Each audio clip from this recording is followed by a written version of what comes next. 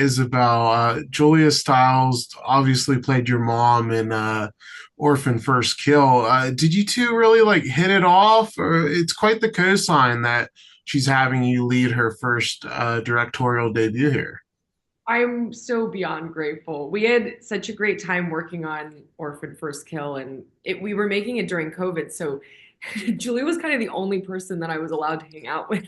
So, but to my benefit, I mean, I was her biggest fan, and I was so nervous to meet her, and it just kind of like cut all the nerves away because she's so humble and down to earth, and we just really got to know each other well. And after we wrapped the movie, and she sent me this script and she was like, I would really love for you to play Charlotte and for the world to get to know you how I've gotten to know you, because I feel like everyone only sees you as this, scary, manipulative, murderous character. And I was like, that would be amazing. So I felt really touched that she thought of me, and to get to work with her as an actress and then as a director just was such a gift. She's so immensely talented, and she knows this genre, this space. And I grew up watching her movies, which were all in this kind of 2000s rom-com genre. So to be the lead of that kind of film that I've grown up watching, and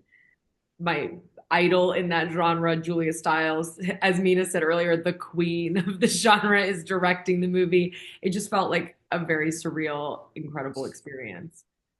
Yeah, and you do show your range here. It's a very emotional and charming performance by you.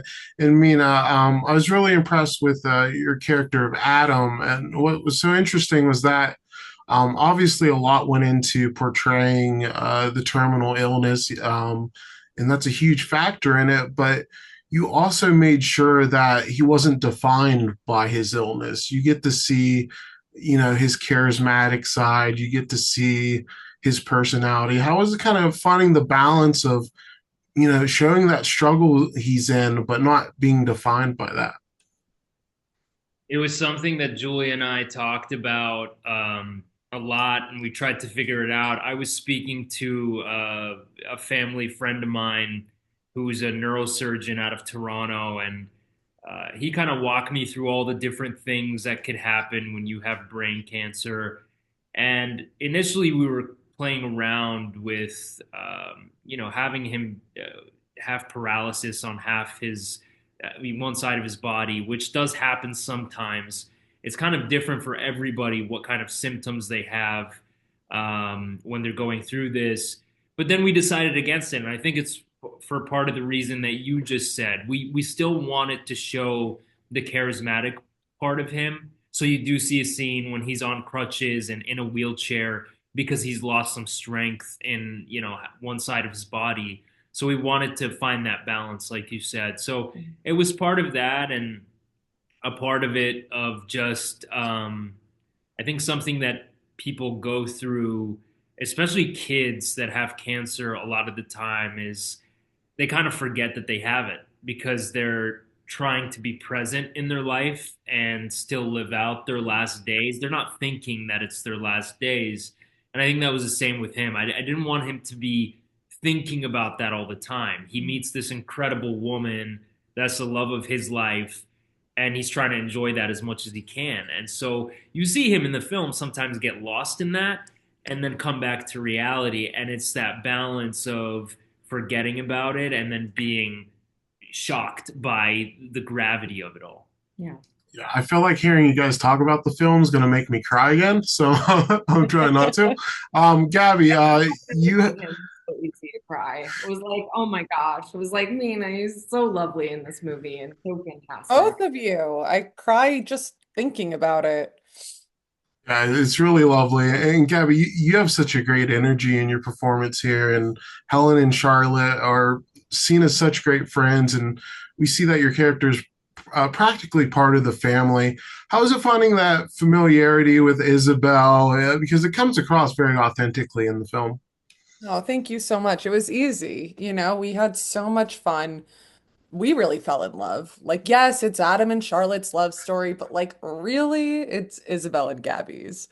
Um, we we just explored and tried new things. And honestly, we had met many years prior. at a pool party, coincidentally, and it was right after I had optioned the book, and we were talking, Isabel was writing something, and I was talking to her about a book that I had just optioned, and then the way that the world works is so interesting and coincidental, and there are no coincidences, and Julia ended up saying, "What about Isabelle Fuhrman?" I was like, I mean, yes, I would love to, you know, have this full circle moment with Isabel.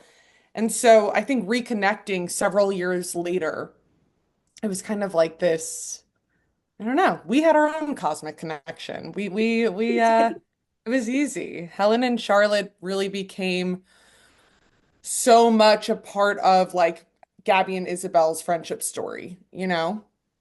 It was Yeah. so funny to get a phone call, and I was like, Gabby Kono. I was like, how do I have this phone number in my phone? Who is this? She's like, remember me? We met at this pool party. And I was like, oh my gosh, you told me about Wish You Were Here. She's like, I'm gonna be playing Helen and I've been producing the movie. And it was just like from there, it was so, I mean, by the time, because Mena arrived like 2 days after we had started filming, he was sitting with us, and Gabby and I were just like, yeah, yeah, yeah, yeah, yeah, yeah, yeah, yeah, yeah, yeah, yeah. Like you guys have known each other for way longer. He's like, it's only your second day on set. I'm like, yeah, I know. We're just in love. I love that story. That's really fun. And Isabella, when they first meet, Charlotte's a little cold on Adam, but things quickly take a change for the better after they go out on that date. What did you like about the relationship development? Because we see just so much emotion packed into such a short time span. Even that just first night of them together just has them thinking about each other, forever onward.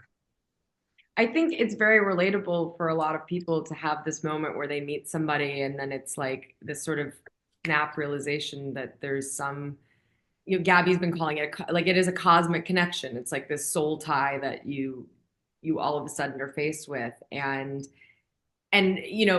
I think Charlotte's coldness is more like my best friend's drunk and who's this guy handing her food. But really, it's like out of the goodness of his heart. And it's in that realization. And after they spend this wonderful night together talking about everything under the sun and really getting to know each other, that, she's like, okay, what is this going to be? And then he goes, and that relationship builds though, because it's like she can't let go and understand that because she knows that this was something really special. And when they do get reconnected by the universe of, not that long after, it is really Charlotte's decision to jump into that relationship because she understands like why Adam kind of disappeared and it had nothing to do with her.